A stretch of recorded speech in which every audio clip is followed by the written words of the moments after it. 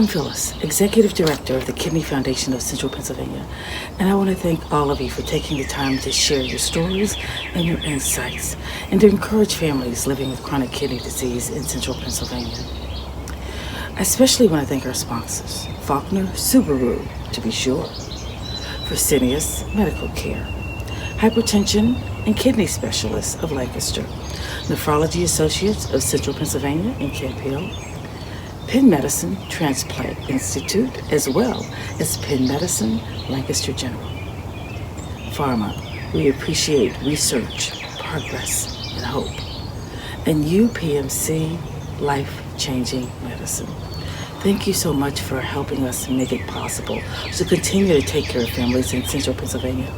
And thanks to all of you for joining us as we share and encourage each other. Thank you.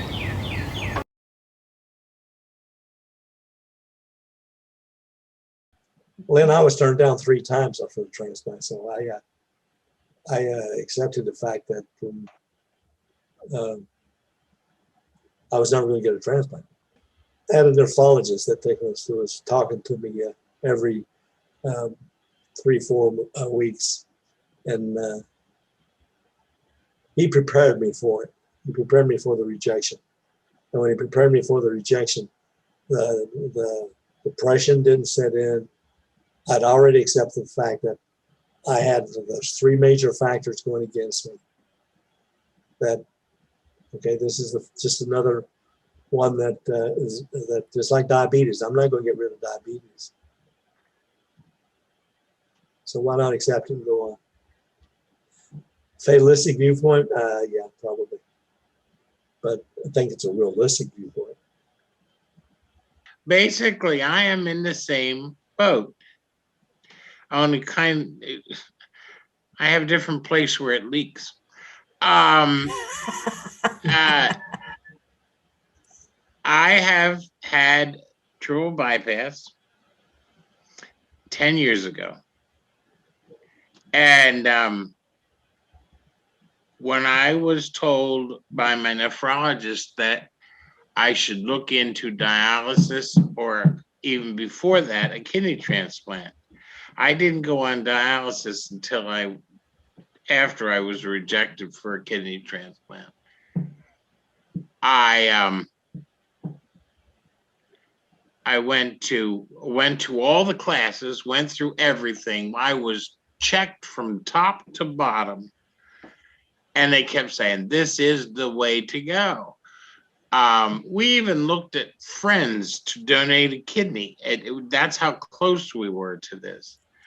And then they said, we got another test. You got to go get a, I'm not going to remember what it's called, but I had to do it for an oncologist. And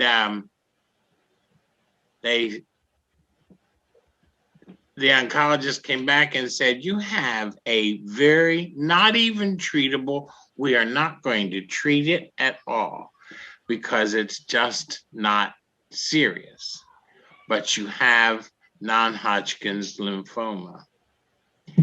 And the drugs from the transplant would make that blossom into something very serious. And then he was real sweet. He said, the kidneys are going to take you long before the cancer does. And I said, hey, I've told Lynn, I've told everybody, I am going to live till I die anyhow. And I walked out of the office, out of the oncologist's office, and sat in the car. And Becky from the Harrisburg transplant unit was my nurse there. I called her up and I said, I'm not getting one. She said, what happened? I said, I have non-Hodgkin's lymphoma, just a little bitty bit. She said, nope, you're off the list. Everything else proved fine. I had congestive heart failure. That's not what originally I got the bypass for, but all those things turned out fine. My heart was fine. It was working great. Everything else was working. And then they said, this is going to stop it. Whether it's a permanent stop at this point, I don't know. But at this point, it's a stop. But anyhow, when I found out I was taken off the list, I went back and we started getting ready for dialysis.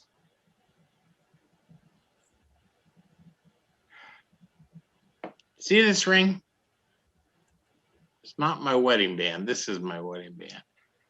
I was looking at it just before this started, and it says Philippians 13:8 on it. It says, I can do all things through Christ who strengthens me. I can do dialysis. I am a warrior. I am a fighter and I go through the fire, I still survive. On the 27th of March, they called me.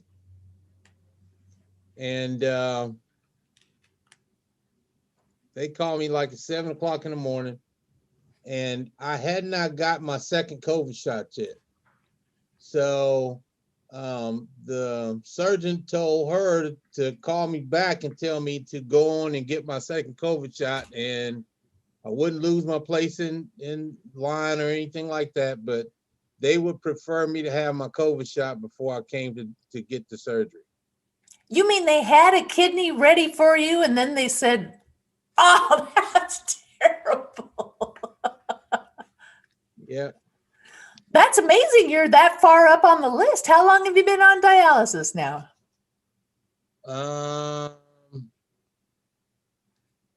Since 17, June of 17. But it was through the Thinker program, Lynn. Oh, tell me about the Thinker program. Okay, that's the program with the Hep C kidneys. Oh, that's right. You mentioned that.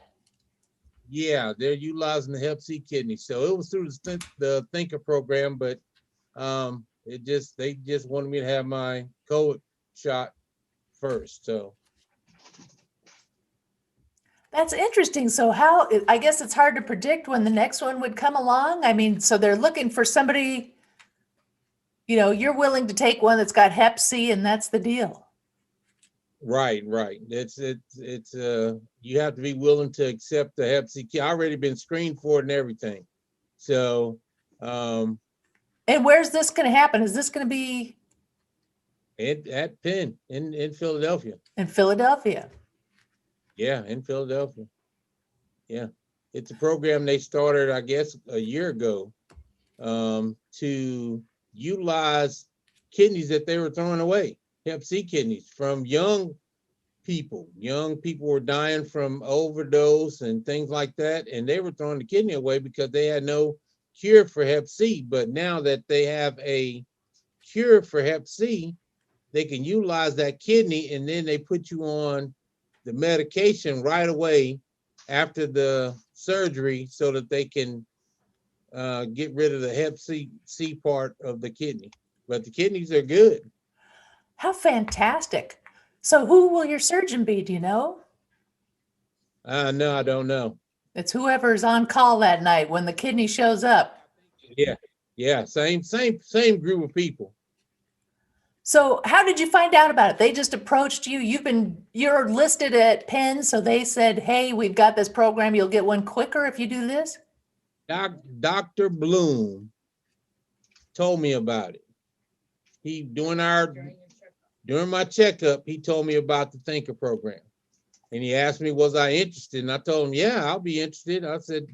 He said, well, I'm going to send your information to them and then they'll get in touch with you. And, you know, we did the screening thing. I went down for the screening and talked to the surgeon, what was that lady's name? Ty Dunn?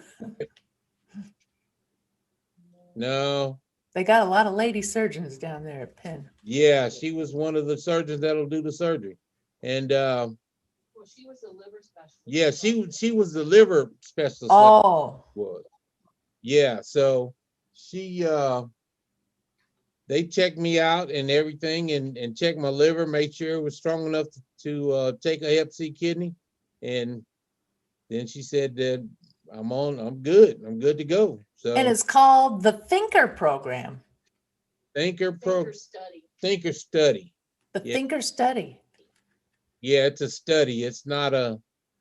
That's how they get their funding. Yeah, that's how they get the funding. How fantastic. Oh, but how excruciating though that you got the call and then because of the COVID shot. That's a real roller coaster ride right there. Yes, it is. Yes, it is. Yes, it is. But it's okay. I'm patient. It's hard to be patient after all these years, but it's so close. That's going to be fantastic. I know they do a good job. They've got good surgeons there at Penn. Oh yeah. So I'm just waiting patiently. It's okay. I'll be fine. Well, so when is the COVID shot scheduled? I hope. I already took care of that the following day. Yeah. Oh, no, that close. That breaks my heart. If they had waited like one day and called me, then it would have been all right. But yeah. So, Oh, dang it. Dang it. Well, maybe that wasn't the right one. Maybe there's an even better one coming down the lane. maybe that one wasn't the right one for me. So I'll just wait. We'll just roll with the punches. Well, that's exciting. So instead of taking your emphasis on like putting the signs or advertising for donors and stuff, since you're at the top of the list, you're probably just going to go for this. Well, I'm still got the signs and everything. I'm not going to get rid of that. That was something that we first decided to do, and we just sticking with it. So I'm going to keep my signs out. Keep the signs up. Well, whoever first comes up with a kidney will take it. That's it. First come, first serve. So That's right. The first one to offer gets a free mention in my timeline. Then after that, you're out of luck. Yep. So Well, that's going to be an interesting twist that we'll add. So you're okay. I've recorded us tonight, and I would just like to, give people that information that Penn has that program, so they should look into it because there's no reason not to get one of those kidneys.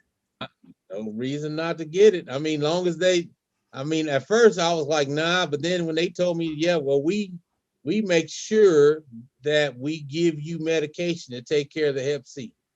So I was like, okay, so there's a cure for Hep C now. Yep, there's a cure for Hep C, and it's a pill regimen, but you take it for however long, 6-7 months. But then what they do is they check you for it every 6 months for the remainder of your life. That's part of their taking care of you with the Hep C. So, which I thought was a pretty good thing because, you never know. Hep C could come back anytime. So. Well, that's fantastic. That's a lot of road trips to Philly, but why not? Get a cheesesteak while you're there. You'll be set. That's it. I'm gonna be going anyway, so they're gonna check everything. So that's a good thing. I thought that was a pretty, extra pills. That's all it is. Some extra pills. So I'm.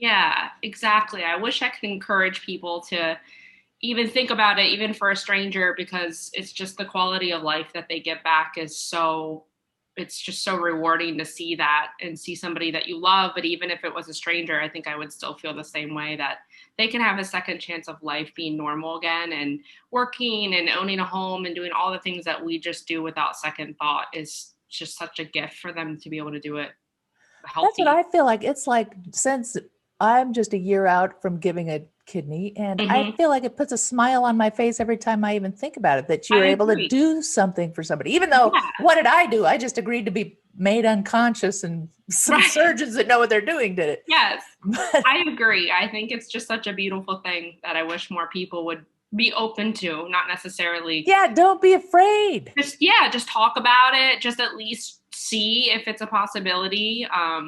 Because it's so sad how many people are in Yeah, organ the failure. need out there is huge. There just aren't enough kidneys.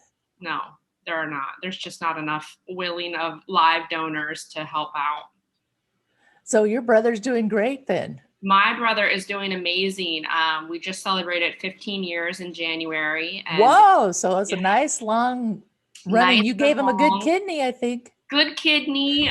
He's doing awesome. The kidney's still functioning at like 95%. So the doctors feel good about it, and it's been Like, great. who knows? It might be a lot more decades. I don't know. Some God people's willing. go and go and go. Yeah, we genetically are matched like twins would be. So his body will never reject the kidney genetically because his body doesn't know it's foreign. So for him, it would just be the medication that could eventually make it reject, but not genetically, which the doctor said is really awesome. So we're excited for that. Oh man, that's awesome.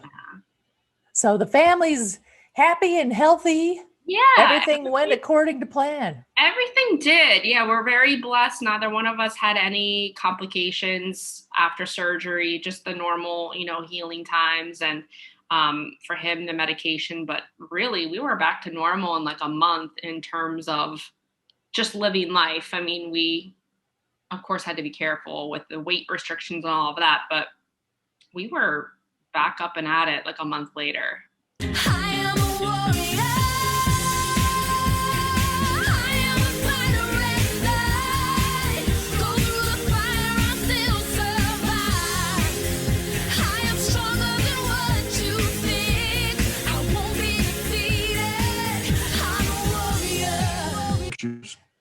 And my last 13 years, I started taking a leave. It's a, you know what a leave is, right? Yeah, some kind of NSAID or something.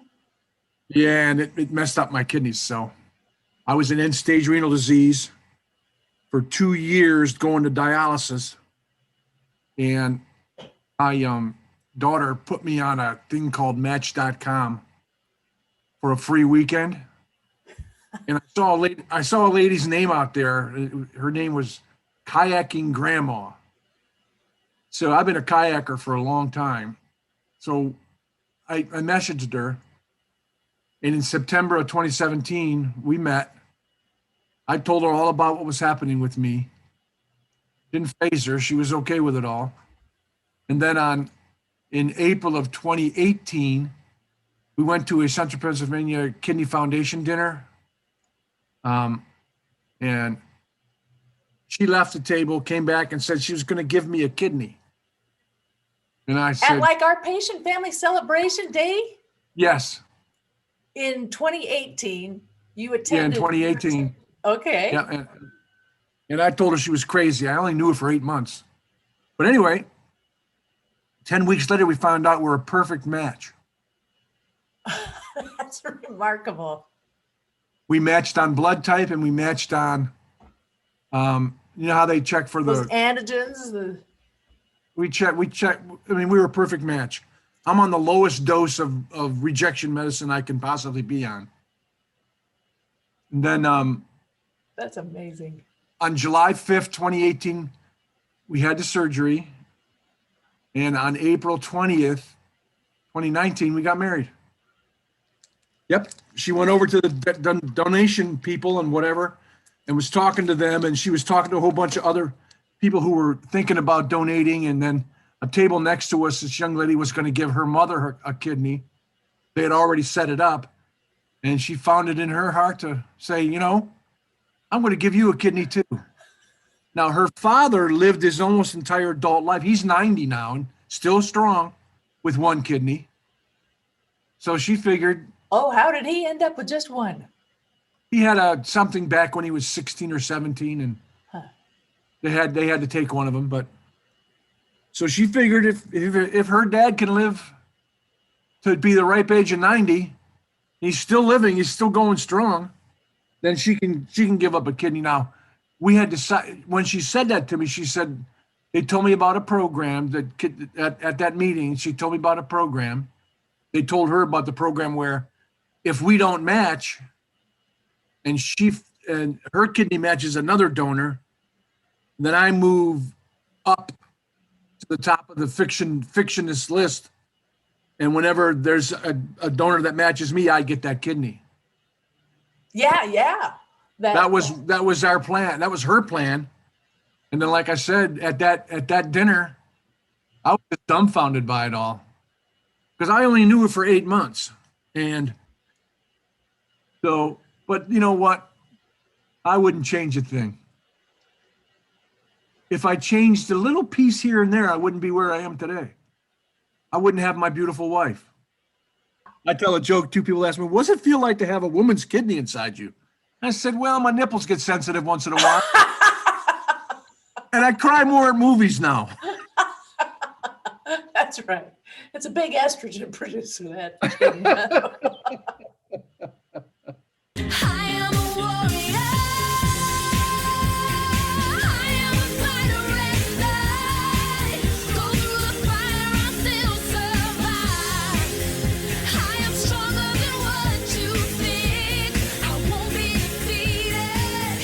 I'm a warrior. No, I knew I was going to get a transplant. I just thought it in my mind. I said, I'm going to get a transplant. You were thought, well, maybe you'll get a cadaver one, or you did. I didn't really care which one. Did you do anything to like advertise, like put a sign in your car window or get No. T-shirts or anything like that?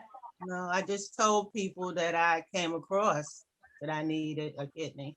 You were bold like that, saying, hey. Yeah, I need a kidney.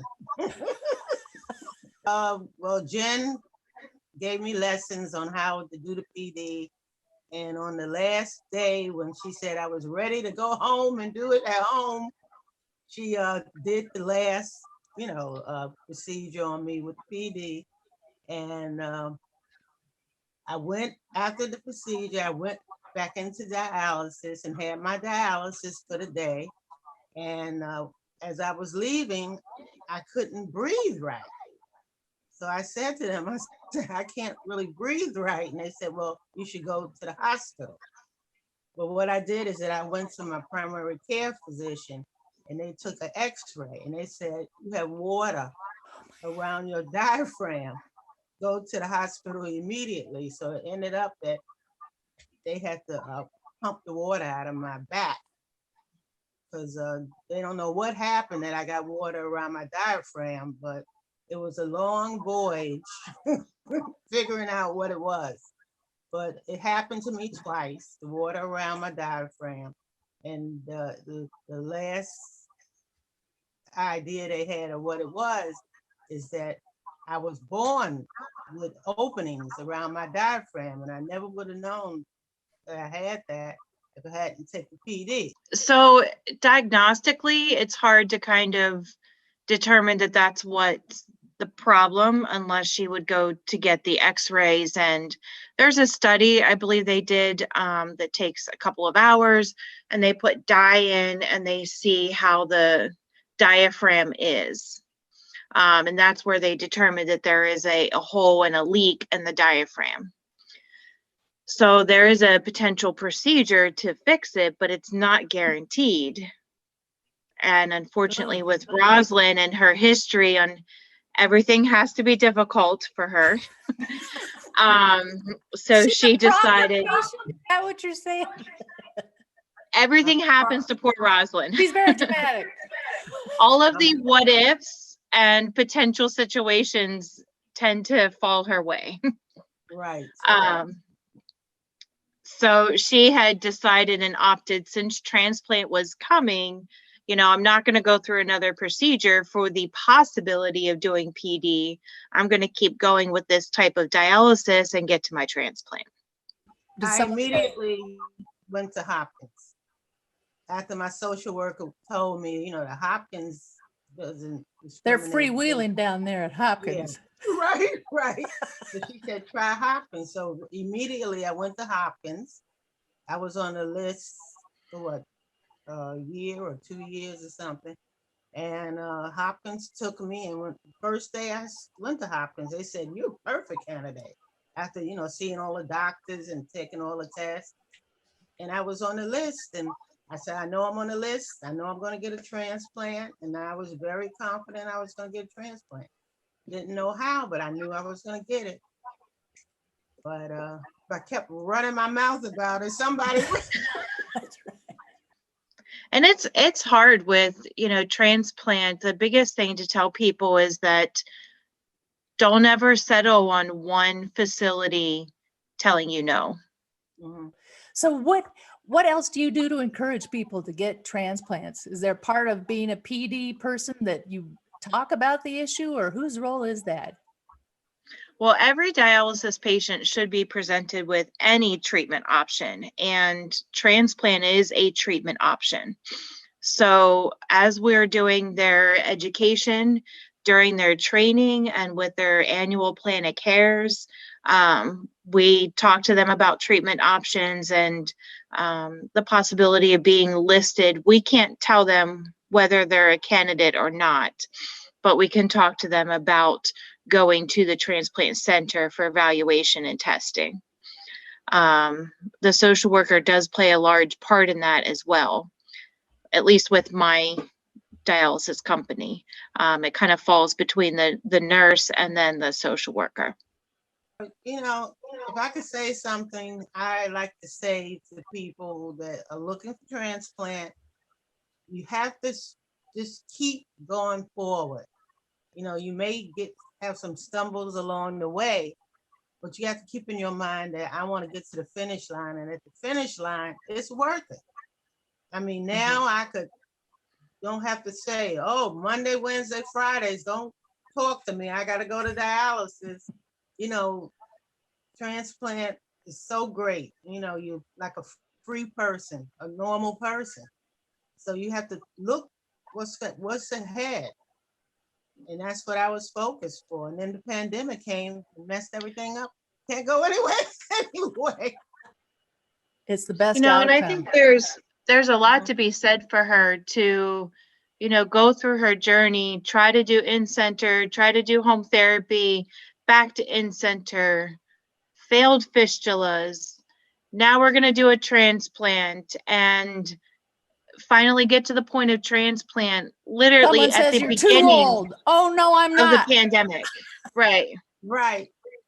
And now to go through all of this brand new journey on top of the pandemic, it's hard. It's really hard. Because she's been very cautious, like not even seeing her grandkids, except on the Yeah. porch. It's terrible. But you have to do what you have to do. You've been cautious and it's paid off. You've protected yourself, and now you're on the path to health. So that's awesome. Yeah. Okay, well, thanks for your time this morning, ladies. You're welcome. Yes, thank you. Thank you, Lynn. I am a warrior. I am a fighter every day. Go through the fire, I still survive. I am stronger than what you think. I won't be defeated. I'm a warrior. Hi, I'm Cheryl Green.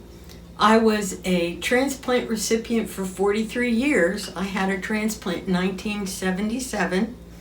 Last year, it finally gave up. It was a little old. It was from my mother, and the kidney itself was then 93.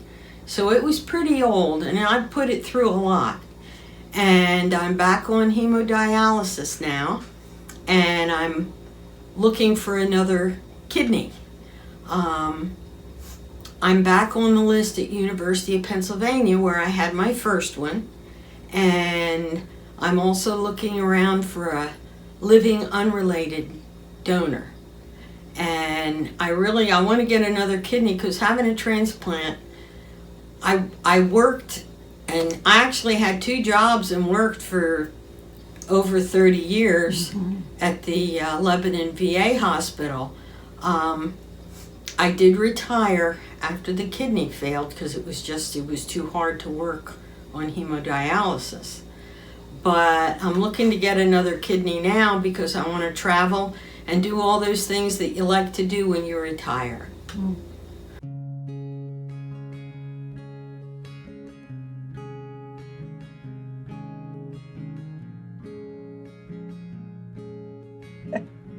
So I think the diagnosis of end-stage renal disease is overwhelming to people, and I think that it takes a while to kind of wrap your head around what does this mean for me long term, because I think you hear a lot of these are your options for treatment, and what am I going to do? And I think it's very important for people to really explore all their options so they know what is right for them, and to get their information from professionals, not just from the guy across the street who knows somebody that worked at the grocery store. You want to get it from the people who truly want you to be successful and to determine whether transplantation is right for you or not. Because it's not right for everybody. There's a lot of reasons that people should not get a transplant, but there's a whole lot of reasons why people should consider getting a transplant. And the transplant center, our responsibility is to make sure that we're treating people as individuals and helping them come to the decision of whether transplant is the right thing for them or not. It's a extremely rewarding career for me because I see people go through all stages of the process, from the time they're referred to the office to the time they get transplanted, and then for years afterward. We follow our patients for the life of their transplanted organ, so we get to see them kind of at their worst and then at their best, which is very rewarding for our entire staff to help people get through that whole process. For most people, they're waiting years and years and years for transplant, which is a real big reason for us to consider bringing up living donation from the very beginning with anyone who is interested in considering transplants. Having a living donor statistically means that you're going to do better with transplant. It's a better quality organ because it's our responsibility to make sure that we're not going to harm any donors in this process. So we're very conservative. We're very cautious with the people that are able to go forward to be living donors. They go through a lot of steps to make sure it's safe for them to donate, and it's super rewarding for our staff to see the donor and the recipient in the hospital the day after their procedures. It's just amazing to see the transformation from, a sick person to someone who's feeling better already. Believe it or not, people feel better the day after they get their transplant. I always think, really, do you? And they truly do feel better the day after their transplant. So, for me, the most difficult part of taking care of patients who are awaiting transplant is the time that they have to wait, and the fact that some people become too sick for transplant because they have to wait so long. There's more than 90,000 people in this country awaiting transplant right now, and the wait time is more than 5 years. So, in that time, things happen. People get sick, and may become not candidates for transplant when, if they were transplanted soon after their diagnosis, they probably would have been, very healthy people. So it's definitely something we talk about with every patient who is being evaluated for transplant, and how important it is to get the word out there. Not everybody can be a living donor, but people who can't donate can be champions for donation in many different ways. There's people that just get the word out, talk it up. They put things in their church bulletins and newsletters. I've seen billboards. I've seen people put notifications on the back of their cars. I've seen people wrap their cars with information that I need a transplant. And I can't say that I wouldn't be doing the same thing. But, it's really important that even if you can't be a donor for whatever reason, you can still be a champion for donation. whether that's getting people to sign up on their driver's license that they want to be a deceased donor at the time of their demise, or, you know, maybe that means helping somebody find a living donor.